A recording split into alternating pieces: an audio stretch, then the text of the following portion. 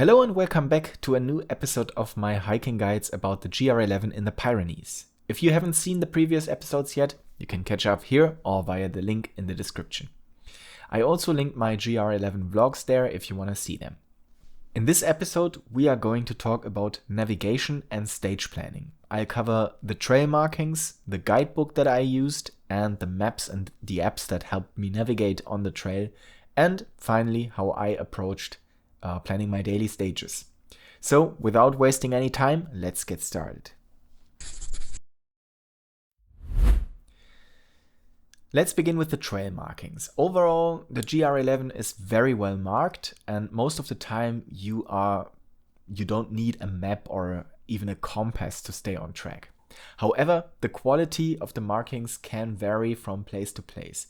As far as I know, the markings are maintained by the local hiking associations, and depending on how active they are, there might be differences in the quality of the markings. But in general, you can say that the trail is pretty well marked. There are 4 main types of markings you need to know, and the most important one is of course the main GR11 marking, which looks like the Polish flag, so a white bar above a red bar. When you see this marking, it means you're on the correct trail and you can simply continue in the direction where you are going right now. However, not entirely always, because this marking is used for all the GRs in France, Andorra and Spain. And very occasionally, like a few times during the entire trail, the GR11 crosses other GRs. And in those rare situations, you might theoretically continue straight ahead and accidentally follow the wrong GR if you don't look around carefully.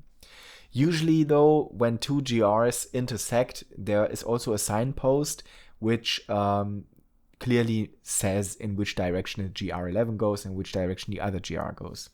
But if you're walking on autopilot, it's possible to overlook that. I have met hikers that had this happen to them. Still, I can reassure you that it is extremely rare, and in about 99.99% of cases, when you see this marking, you can just simply continue on the way on which you actually are right now. Another important marking is the red and white X. This clearly means stop, do not go this way. It usually appears at junctions where it might not be immediately obvious which direction the trail goes. For example, when the GR11 leaves a wider path and turns onto a smaller trail, or when you're at a junction where there are multiple trails, there you will find the X on all the trails that are the wrong ones.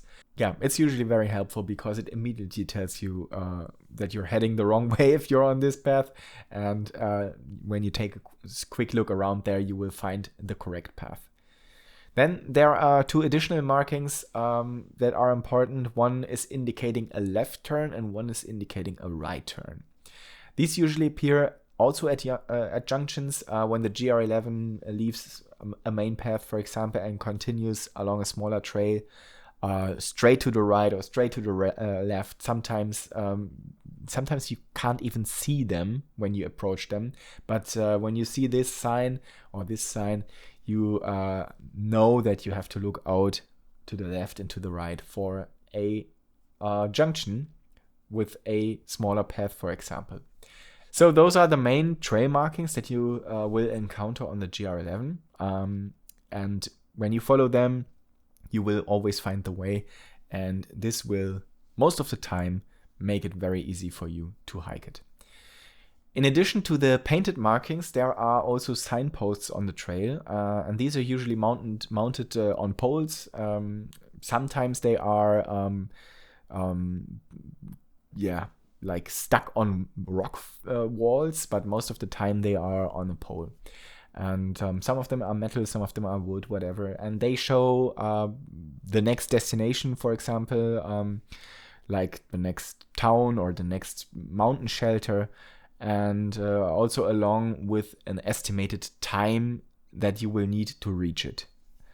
Personally, I find this a bit annoying because hiking times are very individual. So you might take 2 hours to hike 5 kilometers. Someone else might take 1 hour. So I would prefer distances in kilometers, and occasionally there are distances in kilometers, but most of the time it will just say 2 hours and 15 minutes. Well, but they are quite accurate for an average hiker, I would say. I was most of the time a little bit faster than those. So yeah, you will get a feeling for how much you can trust these estimated times. These signposts usually appear at junctions or at the end or beginning of stages, for example, in villages. And you will also often find them around mountain huts, where the paths can sometimes be a bit confusing because there are a lot of paths made by the people who run around the shelter. And so they are at times quite helpful for navigation. The frequency of the signs varies a lot. On some stages you will see them very frequently, and on others you won't see them at all. So that's also, I guess, dependent on the hiking association that is local to the area where you're currently hiking through. To summarize, the GR11 is well marked overall. Sometimes markings can be a bit neglected in certain areas, especially in the high mountains, where it's obviously harder to hike through and paint those on the rocks. But you can almost always find your way using just the markings. But if you do get lost and notice that you haven't seen a marking for several hours, it's worth checking your map, and you will usually find your way back very quickly. But for example, in the Basque Country, it can happen that you accidentally follow a sheep path, and because they look just the same like the human paths, and it can happen, but most of the time you will find the way without a map, with just using the markings. Now let's talk about the guidebook. The guidebook I used is the Tracking the GR11 Trail by Cicerone, I don't know how to pronounce it. It's a British company, and the British people that I met didn't know how to pronounce it either. So, but it is, I guess, the most famous guidebook for the GR11. And it's available as a printed version or as an ebook or as a bundle of both of it. I only bought the ebook because I didn't want to carry the extra weight of the physical book. It's actually quite a thick book, and it contains a lot of background information on the area, on hiking itself, and I didn't really need that on trail, so I decided to just buy the ebook. And but if you prefer to have something physical in your hands, you can of course bring the book, or you can also just tear out the pages that you need for the trail and leave the rest at home or whatever. I've met some hikers who carried the physical edition, but I guess most people use the digital version. If you decide to use the ebook, I recommend the Read Era app. It's available for iPhones and Androids, and it works very well. It makes navigating through the guidebook pretty easy, and overall great app to use to read ebooks. Now let's talk about the guidebook itself. Would I recommend this guidebook? Yes, I would. Absolutely, it's very helpful and worth bringing along. However, it is not perfect. There are some things that drove me crazy, especially the campsite suggestions. If you have seen my vlogs, you know what I'm talking about. Some of them were just completely wrong. I arrived at the suggested campsite, and there was just nothing. It was a barren, grown over steep slopes, rocks everywhere, whatever. So sometimes I thought, did the author of this book even go here, or what is there?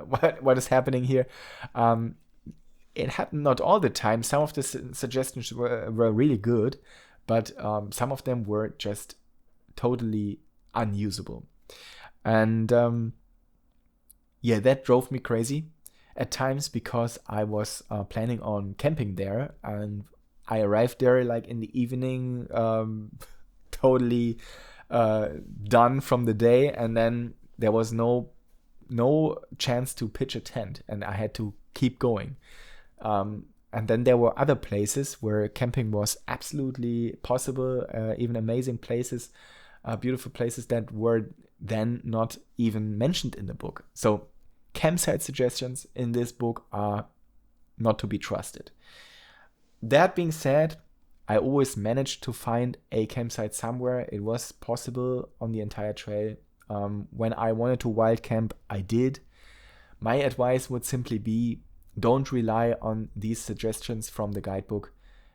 Sometimes they are accurate, but often they are not. Another minor issue is that the guidebook isn't updated every year. I had the newest edition, of course, but some of the shops and some of the hotels in the book were no longer existent. So if you plan to use any of the infrastructure that is named in the book, just go on Google Maps and make sure it's still open. But most of the time, the places that were talked about in the book were still there and still active. Aside from those minor issues, I found the guidebook extremely useful, and I will show you why now. So this is an example stage. It's stage number 14, which is supposed to be the hardest on the entire trail. And each stage is described in the same way. You will have the start and finish locations. You will have an estimated duration, which I already said is not exactly helpful, but they were quite accurate as well. But very much important is the distance and the elevation gain and loss that are shown here. So if you have the distance and you see how much do you have to climb, how much do you have to go down on this distance, it will make it easy for you to estimate how long it will take you to do so after a few days, weeks of hiking. There's also a short introduction describing the stages and its challenges here. And each stage includes a small overview map, which I found very helpful, and an elevation profile, which was even more helpful. And then there is a detailed route description, describing basically everything that you will face on this day. There are some photos and there are some estimated walking times between key points, which is kind of nice. It's, again, not super accurate, but it's nice to see, okay, there is a lake in like an hour, maybe a good place for my lunch break.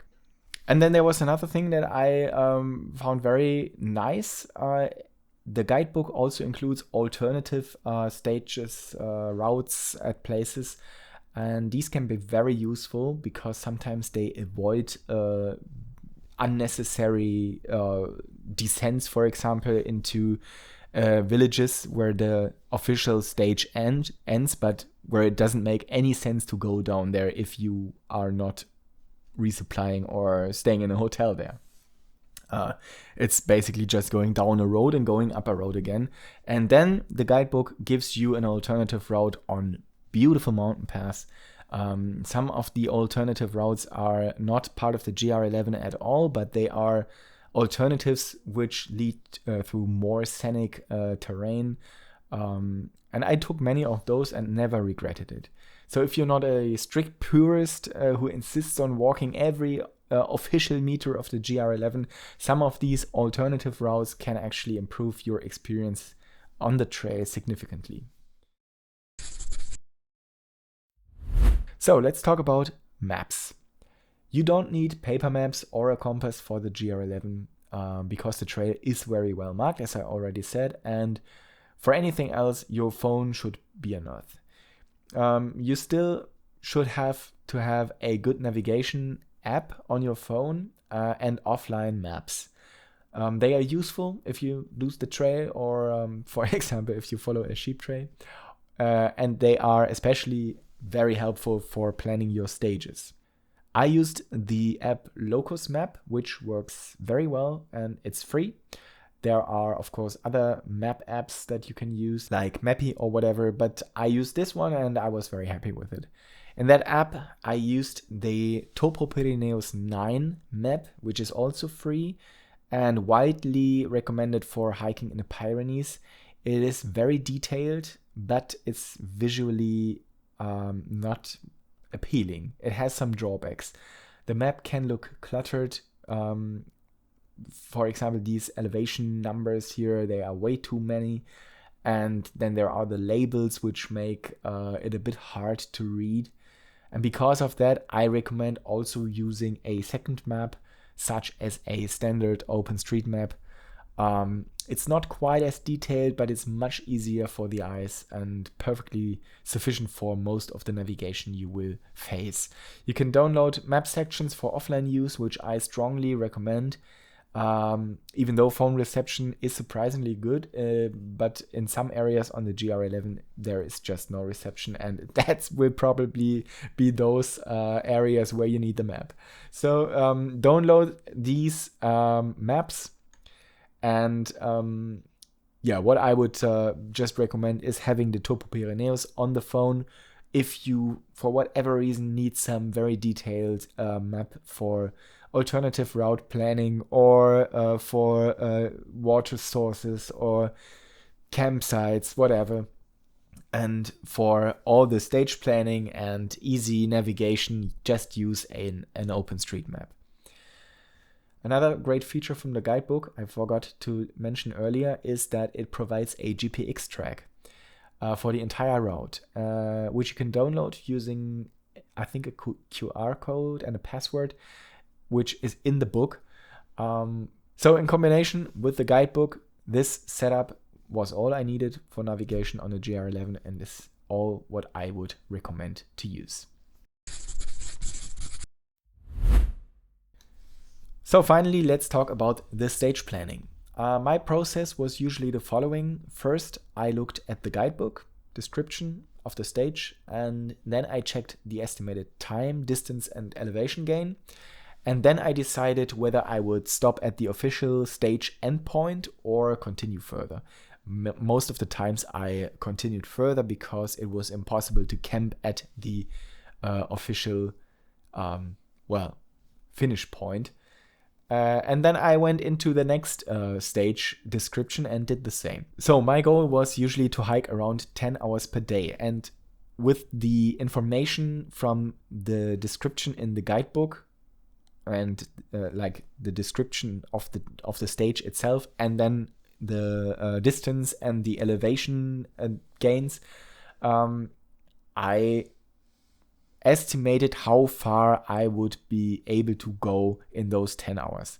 Let's say 30 kilometers. Once I had a rough idea of how far I could go, I opened the map and in my navigation app and looked at the terrain about like 30 kilometers ahead. And I examined like the elevation, the contour lines to find a place that looks relatively flat and might be a potential camp spot. Of course, that doesn't always work perfectly. Sometimes the terrain looks flat on the map, but turns out to be overgrown or rocky or fenced in. But by identifying several possible spots like around this 30-kilometer mark that I planned for the day, I usually manage to find a good place to camp. In the high mountain sections, I also tried to avoid crossing the major passes in the afternoon, because in the afternoon thunderstorms are quite common in the Pyrenees. So it's safer to cross the high passes earlier in the day. It's also much nicer when it's not super hot. So that I took into account when I planned my stages in the high Pyrenees. I usually camped at the foot of the pass, so to say, and did the pass in the morning. It didn't work out all the time, because sometimes you have 20 kilometers of distance and then there are 3 passes in that. So it's of course impossible to do that all the time, but that's something to keep in mind when you're planning your stages in the high Pyrenees. Finally, I always also check the map for water sources, both for refilling during the day and for camping for the evenings. So when I camp by a water source, of course, I didn't have to worry about it, but oftentimes I dry camped, and then I would check the map for water sources in close distance to my estimated camp spot. So to summarize, use the guidebook to understand the stage and its difficulties. use this information to estimate how far you will be able to hike that day. And then take this distance, check the map to identify possible campsites and water sources.